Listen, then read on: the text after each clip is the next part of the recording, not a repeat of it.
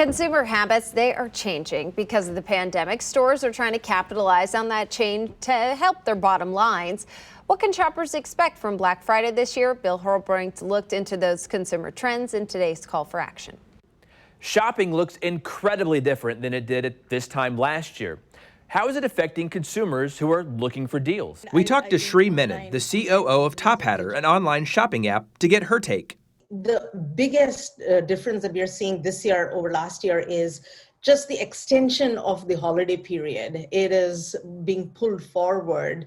Typically, stores would see a big spike around Black Friday as consumers begin holiday shopping. This year, you can flatten that spike and spread it out over weeks. The dollars are being spread out too, from brick and mortar stores to digital.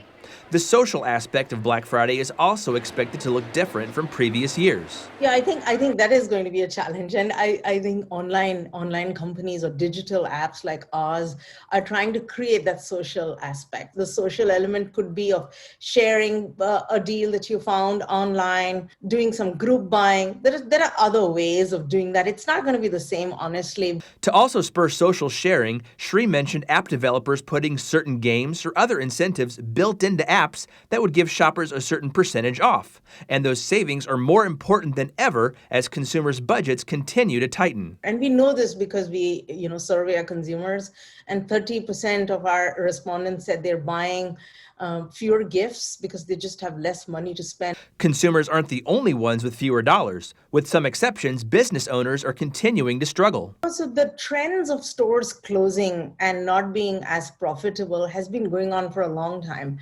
And largely because the retail expansion outpaced the foot traffic. So we know that was a problem, and the pandemic just exasperated it. Even though businesses may not see that Black Friday spike, Sri says there is a silver lining. Can get more efficient in their process. It's just much more easier to be able to plan and forecast things over a period of time than having spikes from a business perspective. Despite the downward trend in people's budget, Sri says at Top Hatter they're simply driving home value so shoppers can still maintain the giving spirit of the holidays. Give them the best deal that they can then use to continue their, if possible, continue the gifting strategy and bring some joy and happiness in their own lives and other people's as well. Even though less foot traffic is expected this Black Friday, stores like Walmart and Best Buy are already announcing Black Friday bargains. There are several lists that can be found with an easy Google search, and I'll make sure to add some of my favorites to this story online at kctv5.com. For Call for Action, I'm Bill Hurlbrink, KCTV5 News.